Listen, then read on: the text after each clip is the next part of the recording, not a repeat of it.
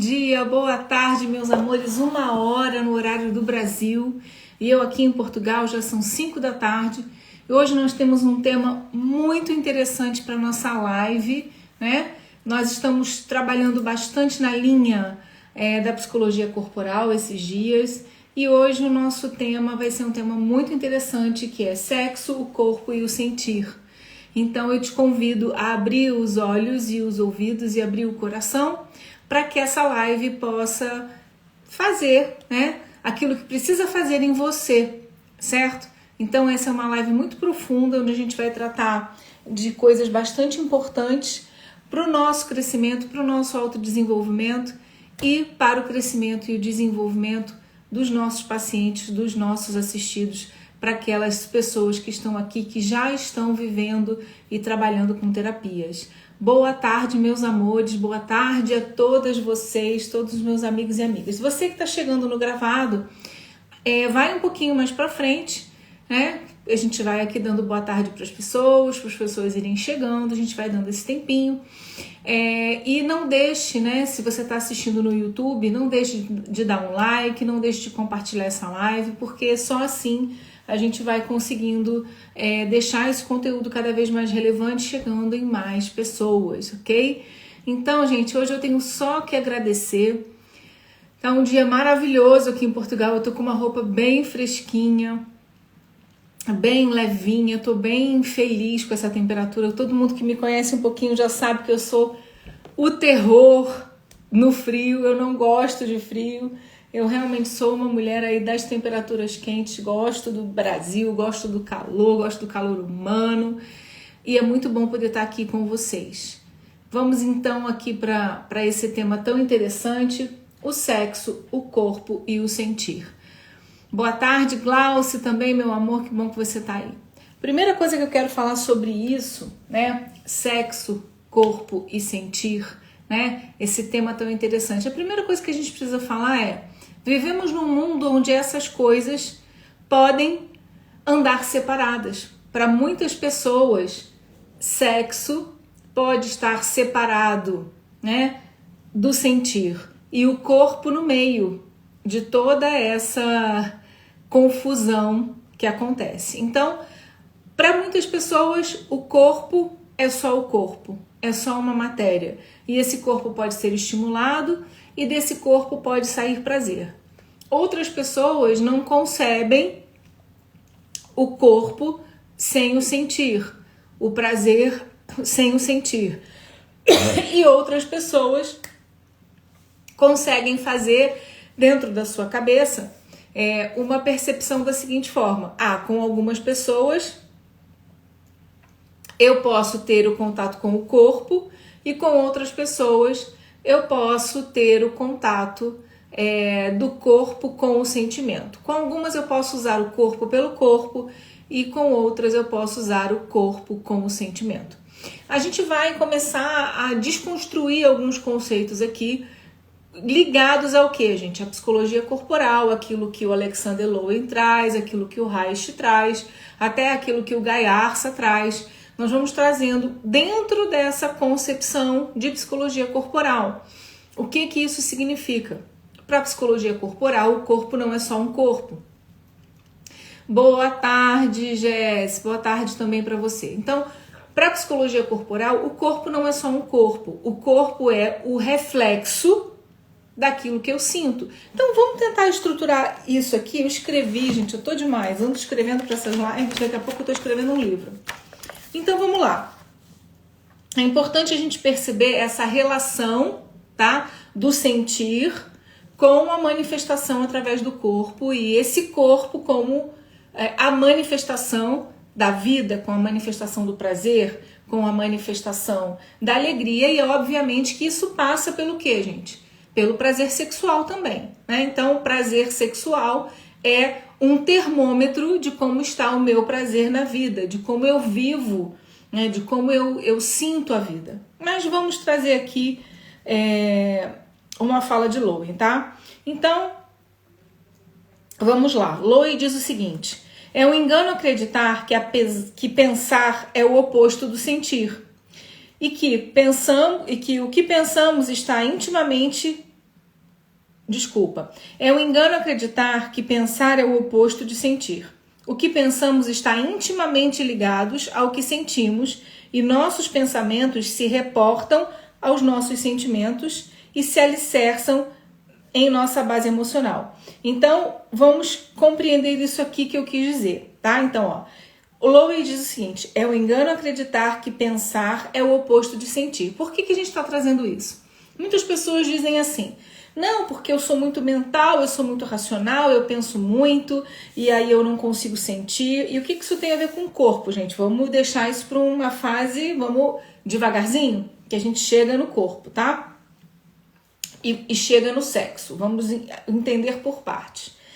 Então, quando o Alexander Lowy diz assim, é um engano pensar que sentir é o oposto, né, de pensar. Isso por quê? Porque ele está dizendo assim, muitas pessoas dizem assim, não, eu posso fazer sexo e não sentir nada, eu sinto só o prazer do meu corpo e não sinto nada por aquela pessoa. E assim que eu termino de fazer aquele sexo, eu posso ir embora, né? E isso também está ligado com o fato da pessoa dizer assim, eu tenho prazer, mas o meu prazer não é lá grande coisa, porque eu não consigo sentir nada pelas pessoas, eu não consigo ter um sentimento pela pessoa. São várias, várias equações, né, entre sentir e pensar relacionado a corpo e sexo, que são ditas, né, e nós vamos entender bem por que isso conforme eu for explicando. Então, voltando aqui ao que o Lowy disse, é um engano acreditar que pensar é o oposto de sentir e que o que pensamos está intimamente ligado ao que sentimos e os nossos pensamentos se reportam aos nossos sentimentos e se alicerçam na nossa base emocional. Ambos, sentimento e pensamentos, compõem a função da percepção, tá? Então, o que ele está dizendo, olha, para com essa palhaçada de você achar que pensar é o oposto de sentir. Que quando eu penso muito, então eu sinto pouco. Muitas pessoas dizem isso.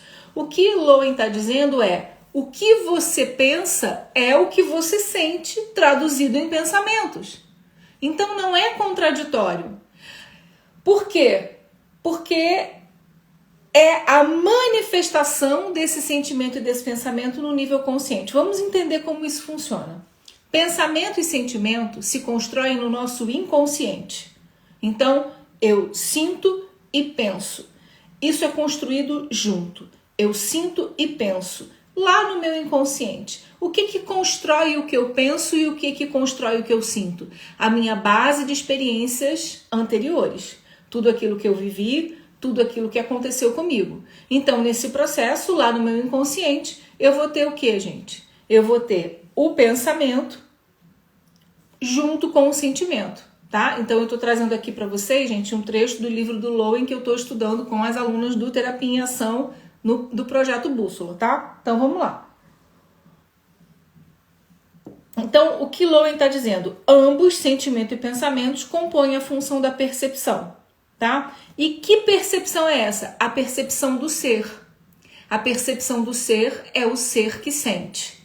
Tá? Então, quando eu tenho pensamentos e sentimentos advindos do meu inconsciente para o consciente, eu estou trazendo de dentro para fora a minha forma de perceber tudo que me aconteceu anteriormente e tudo que pode acontecer comigo. Eu vou analisar o momento presente a nível consciente com todas essas informações, esses pensamentos e sentimentos que foram construídos dentro do meu inconsciente com base nas minhas experiências, e quando isso submerge para o meu consciente, muitas vezes temos a sensação de uma contradição entre pensar e sentir. Como assim, Gel? Vamos lá. O pensamento, quando ele está no nível consciente, ele é um órgão, digamos assim, um órgão, né? Entre aspas, muito entre aspas, organizador. O que o pensamento no consciente ele deseja fazer? Organizar as coisas. O pensamento tenta organizar o que sinto. E o que sinto é subjetivo. Assim como o pensamento, quando estava no inconsciente, também era subjetivo. Mas o pensamento, ao ir para o consciente, ele tenta organizar o que eu sinto, ele tenta organizar o sentimento.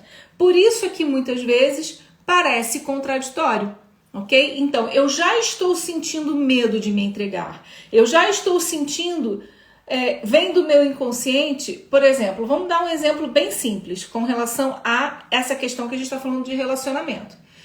Uma mulher que já sofreu algumas desilusões, foi abandonada, foi traída, passou por todos os seus processos, né, anteriores, e que a gente sabe que isso vem desde lá da infância. Estamos falando de psicologia corporal.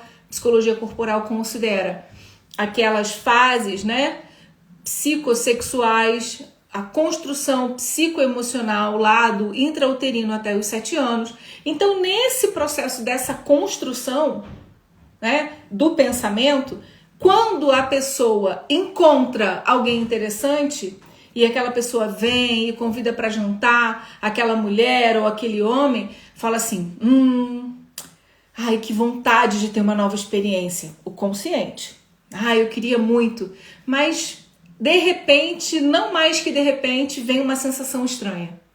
Vem um pensamento junto com um sentimento. Vem esse sentimento bom de experimentar de novo e vem um pensamento e diz assim, nós já combinamos de não confiar em homem nenhum. Você já sabe o que acontece quando você se entrega.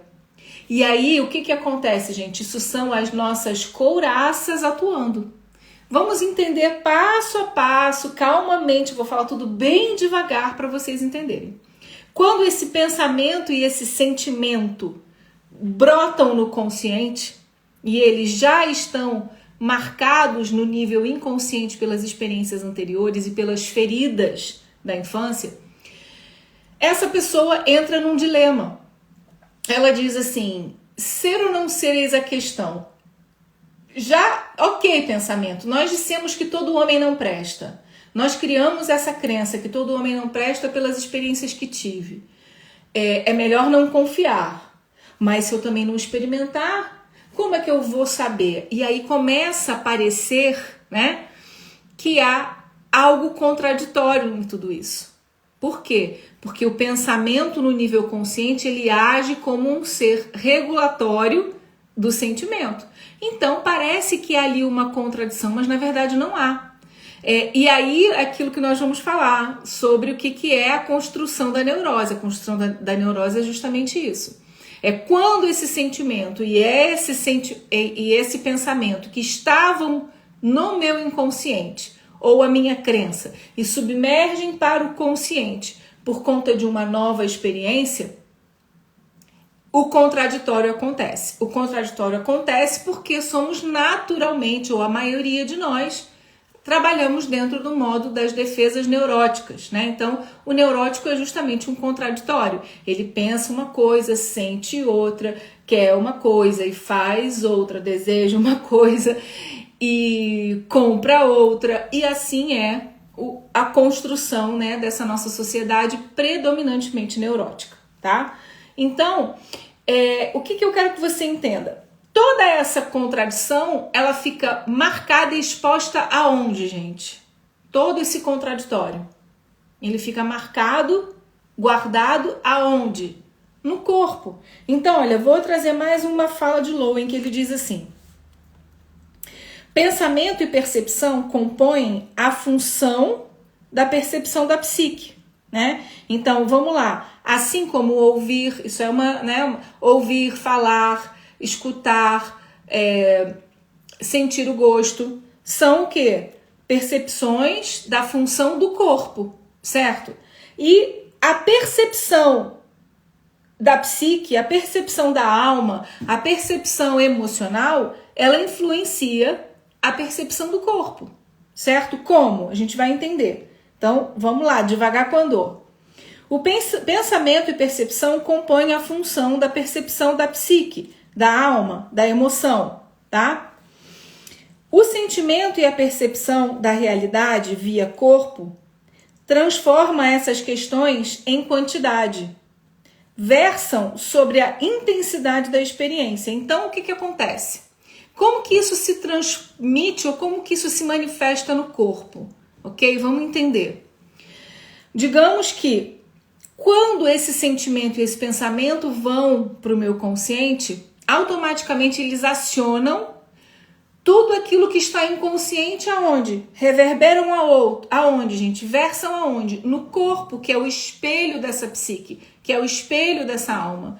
Então, nesse momento, você pode bloquear, contrair, aumentar o bloqueio emocional, intensificar o bloqueio energético da couraça muscular, a tensão, a dificuldade de fluir, o não prazer, né? Você se tornando então uma pessoa contraída ao ponto de ser anorgástica, de não sentir prazer nem no sexo, nem em coisa nenhuma, porque eu estou trabalhando em cima de um pensamento protetivo que tenta regular um sentimento que vem do inconsciente, um sentimento de medo, um sentimento de rejeição, um sentimento de traição, um sentimento de abandono, tá? E ele vai então tentar, a nível consciente, fazer essa regulação, e quando o pensamento consegue boicotar a descontração desse corpo, a descontração dessa libido para a manifestação da vida, o que acontece? Mais e mais couraça. A couraça sexual, né? A couraça tá ligado com essa couraça pélvica, que é nessa parte aqui de baixo. Então, eu contraio a minha pelve não tem mobilidade. Mas não é só isso. A couraça oral, que também está ligada com a repressão sexual, você também não consegue expressar o que sente, você não consegue se entregar para um beijo, você não consegue fazer uma troca, você não consegue, ou pior ainda, você foca num sexo genital, um sexo sem beijo, um sexo mecânico apenas para ter uma pequena descarga física. E essa descarga física, ela não é suficiente para que o prazer, para que a energia da vida circule via corpo, certo? Então, por isso é que a gente fala dessa dificuldade que temos hoje no mundo moderno de entender que corpo, né, sexo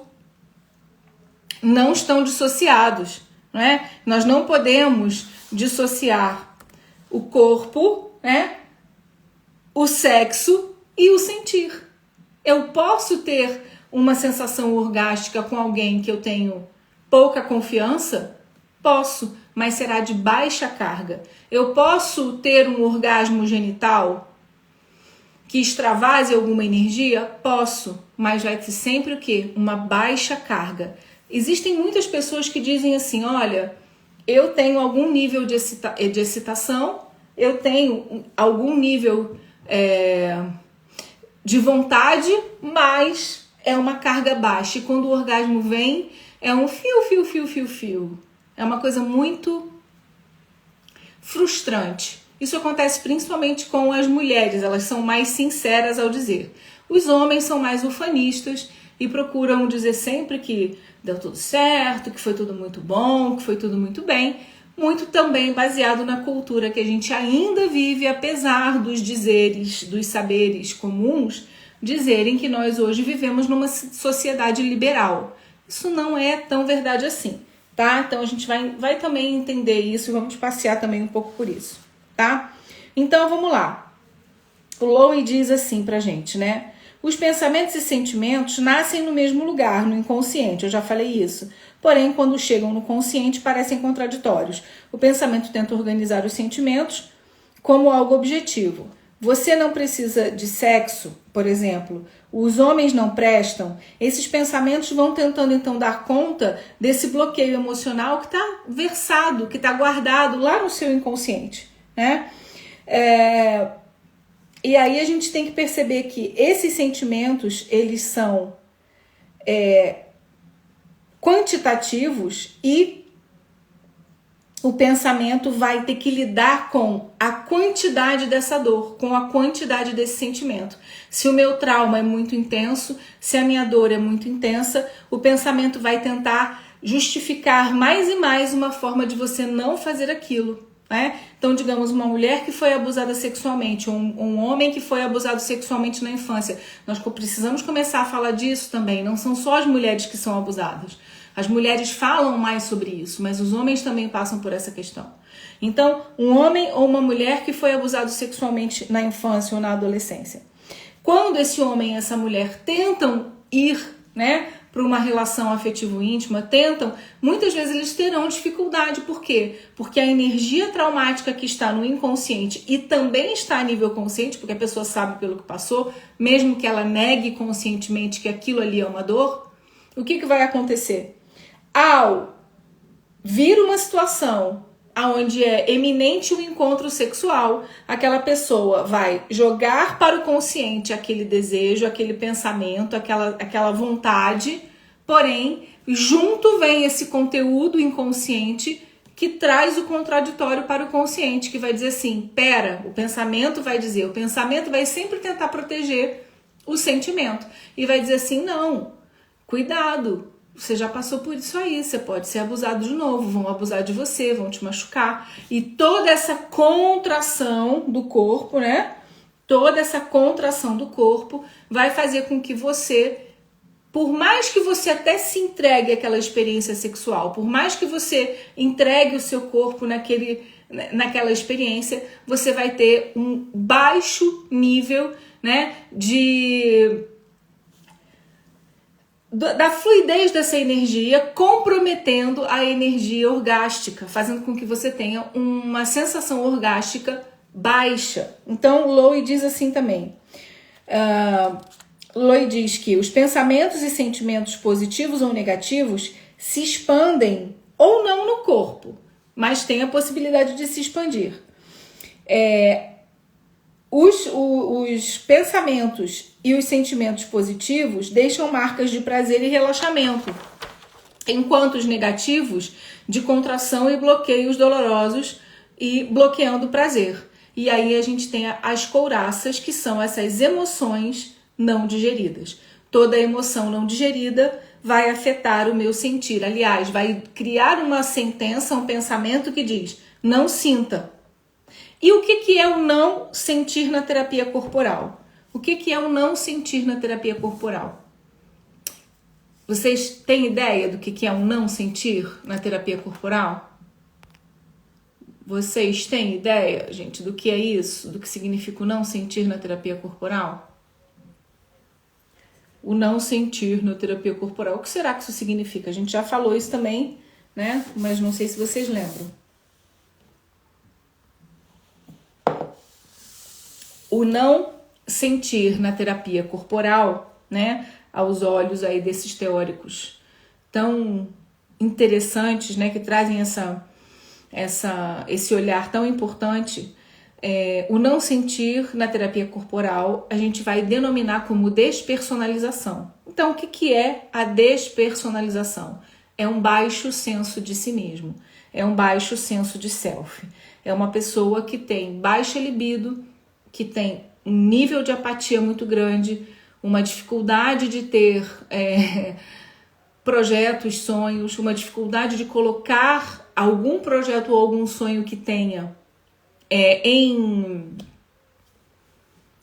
transformando esse sonho, esse projeto em uma realidade, tem muita dificuldade de colocar uma energia do fazer, uma energia da construção. Então, para que eu tenha realmente um projeto que se manifeste na Terra, eu preciso ser, né? Para além do ter. Então não adianta você ter dinheiro, não adianta você ter recurso, se você não sente quem você é. Se o seu senso de ser está anulado.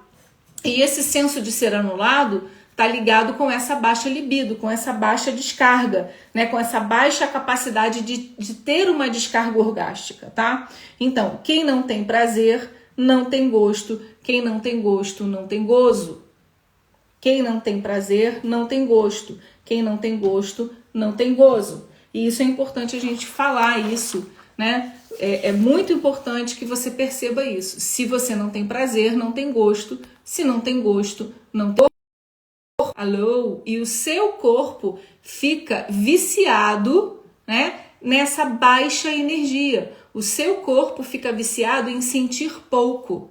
O seu corpo fica viciado nessa não vida, nessa energia não orgástica, nessa pouca flexibilidade, nessa pouca elasticidade do sentir, que fica então muito nítido e muito claro na manifestação das dores no seu corpo, das couraças, das musculaturas que você vai ter contraídas, né? Você vai ficar, inclusive muitas pessoas que têm esse problema, né? Que eu digo que é um problema, você não se permitir, né? Sentir é um problema.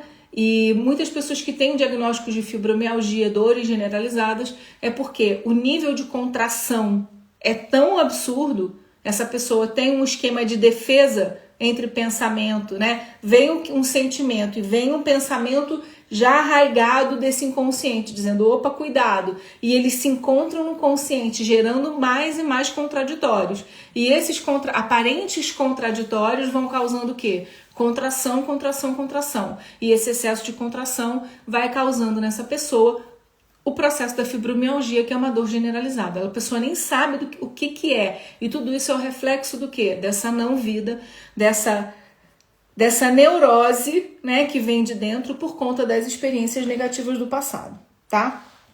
Outra coisa importante a gente falar, que eu acabei de falar, né, sobre a descarga orgástica. Qual a relação dessa descarga orgástica com a manifestação da vida, né? Então, ó, nem toda atividade sexual conduz a uma atividade orgástica. Se isso não acontece, o sexo ou a carícia ou as preliminares podem ainda ser agradáveis. Então, o que acontece? Foi o que eu disse. Uma pessoa com baixa libido, uma pessoa com baixa descarga orgástica, ela pode se agradar das carícias, ela pode gostar de ter um contato físico, não é? Pode gostar do carinho, mas ela vai ter o quê? Uma baixa descarga orgástica. E essa falta de júbilo, né? Essa falta de êxtase, essa falta de realmente um relaxamento verdadeiro, uma entrega total, tem a ver com a dificuldade de ser o quê, gente? Vulnerável. Não existe prazer sem que a gente se disponha a algum nível de vulnerabilidade. Então, quando um casal não consegue estar 100% vulnerável, eles têm uma baixa descarga orgástica ou terão uma alta descarga orgástica genital, que não faz um processo do que, gente? Não faz um processo de expansão, né? Não faz a liberação daquele trauma. Apenas eu foco no genital, no prazer genital, só toco naquela parte, né? Tem casais que vão logo para a violência, vai logo para a penetração, ali com aquela força, com aquela raiva, conseguem ter alguma descarga orgástica um pouco mais intensa. Não significa que ali o amor, a união, a conjunção, a conjuntura de dois corpos, a conjuntura de duas almas atuou para uma expansão consciencial e para o que? O crescimento e a evolução daquele casal. Então, uma pergunta que você pode fazer para o seu paciente. Uma das primeiras perguntas que eu faço quando eu vou atender em psicanálise um paciente principalmente uma mulher ou um homem, enfim, que venham falar sobre relacionamento. Eu pergunto, como é o seu orgasmo? Como que você sente, né, quando você está tendo sexo com alguém? Como é o seu prazer? Isso já vai falar muito, não só sobre a vida sexual dessa pessoa, os bloqueios sexuais, mas também a relação dela com a vida, a relação dela com o todo, a relação dela com o trabalho, com os seus projetos, com tudo. Se aquela pessoa é uma pessoa que diz assim, olha, eu gosto muito de sexo, mas eu não me envolvo emocionalmente, eu vou lá, faço e tal, quando termina, eu quero tomar um banho e sair correndo para minha casa, o que significa isso? Significa muita coisa. É muita coisa, gente. Um homem ou uma mulher que ao terminar de fazer o sexo, o que elas querem é se lavar, se vestir e ir embora, isso diz muita coisa. Diz muita coisa sobre a infância dessa pessoa, sobre os traumas dessa pessoa, sobre a forma como ela se relaciona com os projetos, com os sonhos, com a vida dela. Certo? Essa mania que a gente tem, né? Eu até achei muito legal uma música da Rita Lee, que eu trouxe aqui, não posso botar, porque a gente não tá podendo botar mais nada que o YouTube derruba, mas ela coloca assim, amor é um livro, sexo é esporte, sexo é escolha, amor é sorte. Amor é pensamento, teorema, amor é novela, sexo é cinema. que é esse Sexo é Cinema? Sexo é uma sessão só, né? Você vai assistir uma sessão e acabou. Sexo é cinema. Aí ela coloca na letra aqui: sexo é imaginação, fantasia. Amor é prosa, sexo é poesia. E aí, assim, porque prosa é uma coisa que demora, né? Sexo é poesia. Amor nos torna patéticos. Sexo é uma selva de epiléticos. Por que o que é uma selva de epiléticos?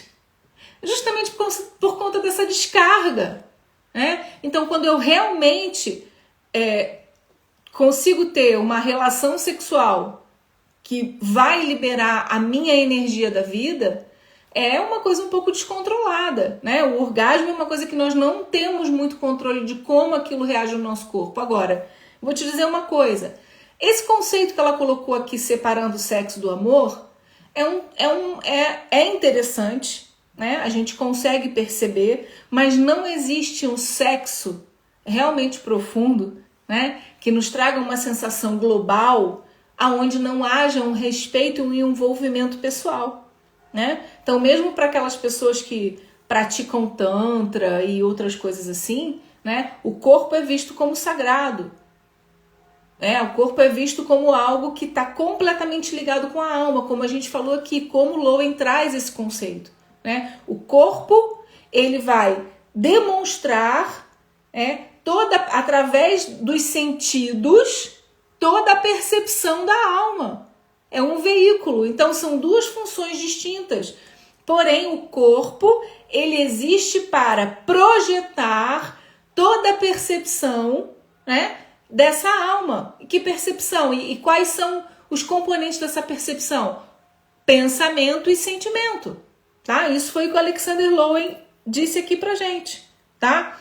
Então, quem não conhece esse júbilo, esse arrebatamento, esse êxtase que o sexo tem a oferecer, né, vive esse sexo meia bomba, que de alguma forma vai liberar uma energia, mas não vai fazer com que você sinta a vida plenamente nos seus poros. Então é importante você perceber isso. Eu acho muito legal que fala assim: amor é cristão, sexo é pagão. Por que sexo é pagão? Por que essa separação? O amor é cristão e o sexo é pagão. Por que o sexo é pagão? Porque está no nosso inconsciente. Percebe isso que a gente está falando aqui? Está no nosso inconsciente que o sexo é uma coisa que está desprovida de Deus, está desprovida de bênção.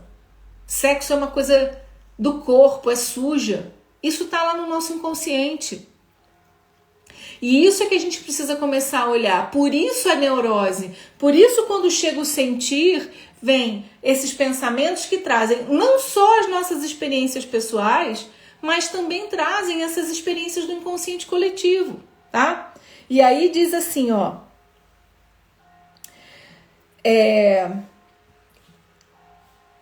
Há uma sensação de criação quando a gente tá conseguindo viver isso, né? Como se um ser novo ou um novo estado de ser repentinamente se instaurasse quando eu realmente tenho um orgasmo. Esse orgasmo completo, não é? Não é um orgasmo genital. Contudo, é precisamente esse atributo da vida, sua magia, sua criatividade, seu júbilo, sua exuberância, esse lado explosivo que a nossa cultura tenta suprimir. Procuramos controlar o processo da vida para nos defender das vicissitudes, para nos proteger das doenças sexualmente transmissíveis, da morte, sem perceber, para tanto, que devemos transformar a vida em uma operação não mecânica, o que todo esse processo de proteção e esse processo também da cultura tenta fazer, da nossa cultura ocidental, é transformar o sexo em algo perigoso, pagão, né? Falando aqui, ó, sexo é invasão. Por que sexo é invasão? Sexo é animal, sexo tem um quê de animalidade, de instintivo, mas não é animal, é instinto. E esse instinto, quando ele está caminhando junto com a consciência, o que esse instinto vai fazer? Vai fazer com que a gente tenha uma outra percepção do mundo, jubilosa, exuberante, explosiva, intensa. eu quero te fazer uma pergunta que você não precisa responder. Como é o seu orgasmo? Como é o seu sentir? Você é uma pessoa que curte o todo? Você tem muito mais prazer quando você está com uma pessoa que você tem intimidade, conhece? Você consegue ir para além da genitalidade dentro do momento em que você está tendo uma experiência com uma outra pessoa? Ou você é aquela pessoa, não precisa responder, tá bem? Pensa, ou você é aquela pessoa que é extremamente genital, né? Que tem o seu orgasmo ali, né? No momento do coito, você troca de parceiros, você não tem uma vontade de ter um só parceiro, você não se envolve emocionalmente. Começa a parar para pensar e ver o reflexo disso na manifestação dos teus sonhos, dos teus projetos, das questões da tua vida. Faz sentido esse questionamento para você? Se você puder responder para mim se faz sentido, né, ou não, eu ia achar bem legal. Faz sentido para você essa conexão que eu fiz aqui agora entre como você vê a sua vida sexual, como você sente o seu encontro sexual e como você manifesta a vida, na vida, seus sonhos, seus projetos? Como você é na cama? Você é uma pessoa apática, desconectada? E aí, como é que está sendo a repercussão disso na sua carreira, na sua vida profissional? Aí eu vou te dizer aqui outra coisa que Lowen tem aqui no livro. Diz assim: a monotonia da vida é efetivada pela supressão sexual. É evidente que o sexo não pode ser totalmente suprimido, uma vez que isso deteria toda a atividade reproduzida.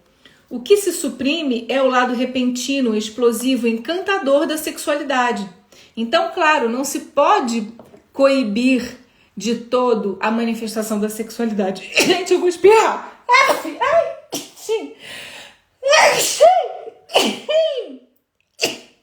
Ai, que vexame. Pronto, um vexame espirratório. Então, vamos lá. A monotonia da vida é efetivada pela supressão sexual. Porém, como nós precisamos nos reproduzir, essa supressão não pode ser total. Então, suprime-se então o quê? O lado repentino, explosivo, encantador, criativo dessa sexualidade. Esse lado da confiança, da entrega, do ir, não é? E aí, no passado, isso se dava por meio de um código moral que limitava a sua expressão. A ordem implícita desse código era a de que as pessoas não deveriam ceder completamente ao apetite sexual. E aquilo que eu falei, mantendo essa libido meia boca, apenas para a reprodução, e ao mesmo tempo lembrando, gente, que quando no ápice aí do patriarcado, né, quando os homens ocuparam então uma posição hierárquica muito superior à mulher, o que a gente via antigamente, né? O homem sendo totalmente liberado para todas as libertinagens possíveis e imaginárias, ele podia transar com quem ele quisesse, mesmo sendo casado. Aí da mulher que gemesse, não é? Por quê? Porque houve essa separação entre a santa e a mulher da vida, não é? Então, com a mulher da vida, você pode fazer o que você quiser, botar toda essa energia para fora. Com a santa, é a reprodução, tá? Então, a mulher teve, então, essa repressão tão profunda, tão profunda, tão profunda, que muitas tiveram muitos problemas de saúde mental, depressão, ataques de histeria, e etc, etc, etc. Coisas que Freud veio a dar conta, né, com o estudo da histeria, que ele fez um estudo maravilhoso sobre isso, que fala sobre essa repressão da energia libidinal. Então tudo começa ali com Freud, né? Freud é Freud, gente. Sempre Freud. Por mais que venham outras linhas teóricas que estejam complementando ou explicando coisas para além do que Freud explicou e que eu super acho importante, a gente tem que admitir que Freud é Freud e que Freud é Freud. Ok? Então, ele inicia todo esse processo do estudo da histeria, né? Inclusive, para quem não sabe, por conta do estudo do Freud, né? é que começou-se então os médicos começaram com as mulheres que tinham crises histéricas, depressivas e coisas assim muito, muito intensas. Esses médicos faziam a manipulação clitoriana até que a mulher tivesse um orgasmo. Então, o orgasmo como cura, ok? Dessa descarga dessa emoção que está presa onde, gente? No corpo, encouraçado. E aí foi nesse momento que se criou os brinquedinhos, né? Então, os vibradores foram criados nessa época, porque os médicos não davam conta de manipular tantos clitóris, né, para poder acalmar as mulheres que estavam histéricas por conta dessa repressão sexual profunda, essa energia que não podia ser descarregada.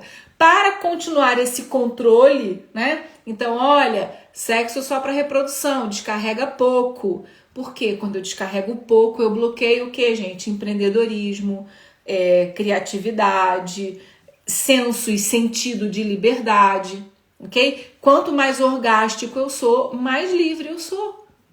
Quanto mais orgástico eu sou, mais empreendedor eu sou. Vocês já tinham feito essa relação? Eu acredito que sim, porque muitas de vocês são terapeutas. Então, eu acredito que vocês já tinham essa interação, né? Então, explorando comercialmente o sexo, fazendo divulgações vulgares e pornográficas, lançando a fria luz do conhecimento sobre os mistérios do sexo, impedimos o acúmulo da excitação até aquele ponto que pode ocorrer uma explosão. No nosso tempo, o sexo tornou-se uma produção e não uma criação. Então, nós somos incentivados o tempo todo, essa liberação sexual que veio para dar conta da repressão sexual era, entre aspas, para resolver um problema que não se resolveu. Porque não é a liberação sexual que resolve. É a intimidade comigo mesmo, a intimidade com o outro. É a minha integridade. É o dar conta dessa subjetividade que está lá no meu inconsciente. É dar conta dessa dor que está guardada lá no meu inconsciente. Isso sim, tá? Isso sim é o que vai fazer o quê? Que eu consiga acumular uma excitabilidade para quando ela explodir, eu tenha de fato uma sensação orgástica intensa, e essa sensação orgástica intensa em paralelo com essa sensação da criação, em criar algo novo, em colocar algo novo no mundo. E não somente essas mini descargas para que eu me mantenha basicamente lúcida, que eu não me torne uma pessoa histérica, ou que eu tenha um surto por tanta energia represada no meu corpo, ok? E aí eu vou, assim, mantendo as pessoas naquele nível de apatia versus normalidade, que não é nada disso que nós, seres humanos, enquanto espíritos livres, almas e consciências pensantes, deveríamos estar a cultivar no nosso dia a dia. Certo? E aí, vamos lá. Sexo é a mais intensa manifestação do processo vital. Controlando o sexo, se controla a vida. Não queremos deter o processo da vida. O que queremos é que ela transcorra sem percalços, por meio de canais organizados, regulares, previsíveis, como os de uma máquina. Temos medo da sua natureza ebuliente, explosiva. Temos medo de que, se explodir, deixe de existir. Se subir como uma fonte de água natural, caia como uma cascata. Podemos brincar com o sexo de maneiras mais sensuais, mas morremos de medo de explodir num orgasmo de júbilo e êxtase. Reich chamava esse medo de ansiedade do orgasmo. Na visão dele e na minha, essa ansiedade subjaz a todo comportamento neurótico. Foi aquilo que a gente estava falando aqui. O pensamento e o sentimento, ao submergirem ao inconsciente, né? E esse medo que foi incutido e vem sendo incutido, né, em nós, sobre como um controle comportamental e dando conta, né, de toda essa repressão que acontece na nossa infância, tudo isso para o quê? Para controlar a sociedade nessa energia mediana. Então, tudo isso por quê? Esse medo do orgasmo, essa ansiedade com o orgasmo, ele é todo criado, né, por conta desse sistema de crenças que nos foi imposto, dizendo assim, olha, faz, mas não pode muito. Se você fizer, você vai ficar doido. Se você tiver um orgasmo daqueles, o que vai acontecer? Você vai morrer. Você não vai dar conta. A morte é certa. Então, por conta de todo esse sentimento, a gente cria essa ansiedade e aí o nosso comportamento sexual acaba se tornando um comportamento dicotômico e neurótico. Outra coisa que eu quero perguntar para você, com quantas pessoas você vai para a cama quando está com um parceiro? Quem está lá com você? Você e seu parceiro. Mas dentro da sua cabeça, quantas pessoas tem? Quantas pessoas tem dentro da sua cabeça? Quantas vozes? Mamãe dizendo, se comporte. O papai dizendo, se você beijar na boca, eu vou matar você. Se eu pegar você grávida, ai de mim, ai de você. Percebe que muitas vezes a gente está indo para a cama com essas pessoas com a gente. A gente está indo com o pai, está indo com mãe e está indo até com Deus. Esse Deus que não é um Deus legal, né? Que não é o Deus do prazer, que não é o Deus da vida. É o Deus do controle. Que vai dizer, sua pecadora, né? Você não pode se soltar, se animalizar, se deixar ir. Né? Se você tiver esse orgasmo tão explosivo, para quê? Isso é só para a reprodução. Entende? Então, nesse sentido, a gente acaba levando quem? Para quem você está levando para a cama? Junto com o seu marido, junto com o seu parceiro, junto com a sua parceira. Quem você está levando junto com você? Quem o seu parceiro leva para a cama junto com vocês? Percebe? Isso é um processo, gente, muito sério. Quantos homens ficam ali falando assim, pô, e tal, então quando eu vou, fulano falou que fez isso, mas eu fiz isso, fiz aquilo. Quanta coisa esses homens têm que provar, né? Quantos minutos eles têm que dar conta, né? Quantas mulheres eles têm que dar conta para estarem bem na fita, certo? Então, pensando nisso, a gente não vai para a cama vazio, né? A gente não vai para a cama só. A gente já vai para a cama num processo, né, instalado, um neuroticismo agudo já, entende? E é por isso que acaba havendo essa cisão entre corpo, entre sexo e entre o sentir, para que eu possa dar conta de viver pelo menos alguma coisa. E a gente vai tendo que lidar com esses processos de cisão em nós, né? E aí, um outro pedaço aqui do livro que ele diz: a íntima associação entre sexo e morte é bem conhecida. Os franceses chamam o orgasmo de la petite mort, a pequena morte. Uma vez que o ego está extinto no organismo completo, uma vez que o ego está extinto no orgasmo completo, este é vivido pelo ego como uma pequena morte. E escrevi em Amor e Orgasmo, tá? É um outro livro do Lowen. Então ele diz assim: o íntimo elo entre sexo e morte é o símbolo do chão ou da caverna, que tanto representa o útero quanto o túmulo. A ansiedade do orgasmo quer dizer o medo da dissolução do ego que inunda a pessoa neurótica quando da aproximação do clímax sexual máximo é percebida como medo de morrer. Então, como somos pessoas basicamente com uma estrutura neurótica, por conta do que, gente? Por conta do modelo cultural que vivemos. Nós vivemos sobre o modelo edipiano, né? Sobre a culpa, sobre a triangulação. Por conta desse modelo que está no inconsciente coletivo e que é perpetuado de pai para filho, de todas as famílias, né? Vão perpetuando esse esquema, né? Do complexo de Édipo, da triangulação entre pai, mãe e filho, ou pai, mãe e filha. Por conta disso tudo, nós já crescemos dentro de uma estrutura psíquica neurótica, como a gente falou, né? Quando toda essa sensação vem para o consciente, ademais as nossas experiências negativas, porque obviamente tudo aquilo que está no nosso inconsciente como uma sentença de verdade vai se reproduzir, né? Vamos atrair aquilo que sentimos e pensamos e vamos corroborar nossas experiências. Então, tudo isso, né? Para quê? Para evitar essa sensação orgástica profunda, porque quando eu tenho uma sensação orgástica completa, é uma pequena morte. É um momento em que o ego se dissolve, onde não tem a voz da mamãe, não tem a voz do papai, não tem a voz dos abusadores, não tem a voz dos inimigos, não tem a voz da sociedade. Então, naquele momento, há um grande medo, né, de simplesmente deixar de existir. O ego tem medo disso. E nós vamos, então, dentro dessa construção neurótica, abafando e reduzindo a nossa carga orgástica, ou melhor, a nossa possibilidade de descarregar essa energia para fora através de um ato tão bonito e positivo que é o sexo, que é o orgasmo. Por isso, muitos de nós se sentem cindidos na hora de procurar um parceiro. Muitos de nós acabam dizendo assim, ok, eu vou só transar. Hoje eu quero só transar com alguém.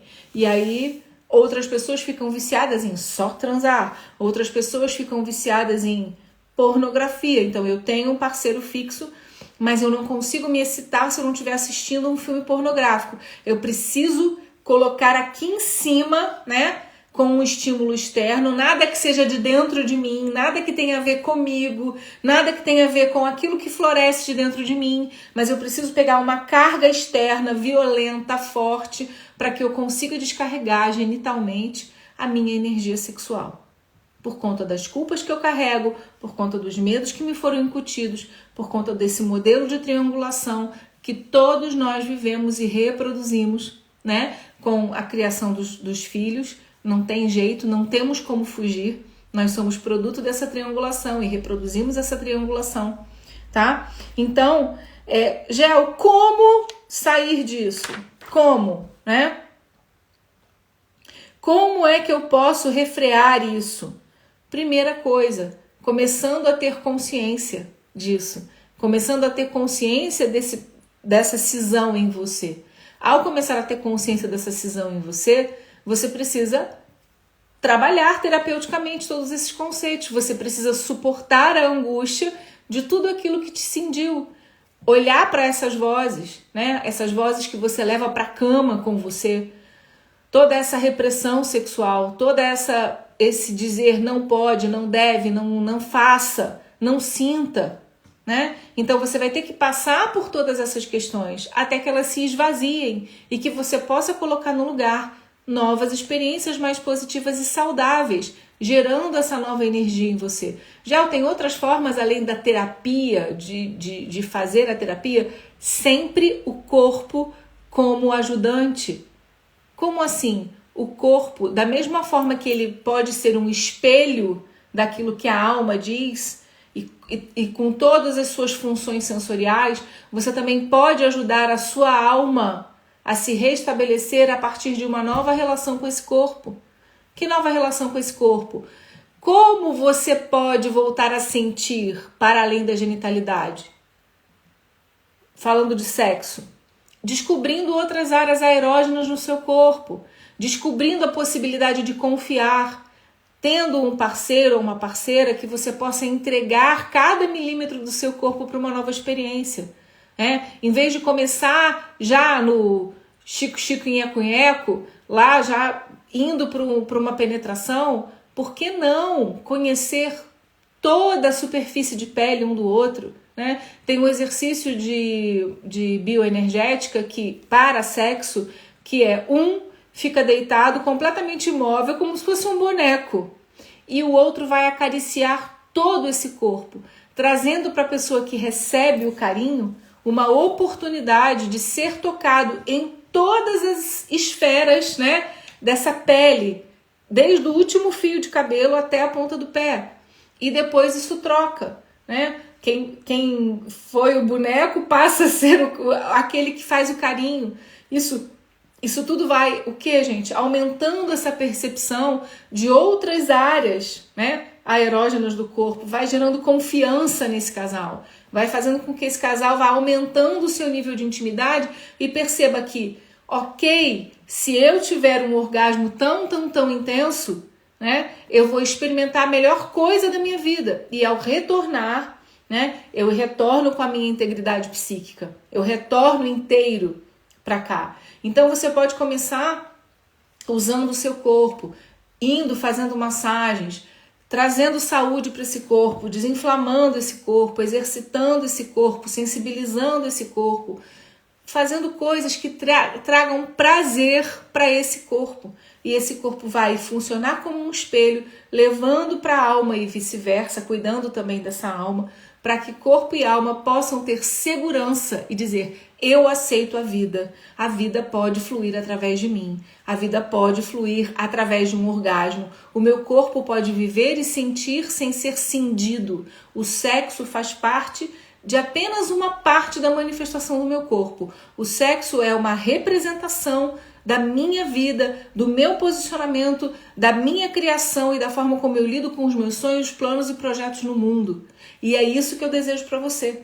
Eu desejo que você continue na sua jornada de autoconhecimento, que você, apesar de todas as dificuldades, que você possa continuar, que você possa se permitir. Não importa quantos anos você tenha, não importa a criação que você teve, não importa absolutamente nada disso. O que importa é que você vai se entregar de uma forma um pouquinho mais profunda para essa experiência chamada vida, usando um mapa chamado corpo, que vai encontrar tesouros infinitos nesse lugar que a gente chama de alma.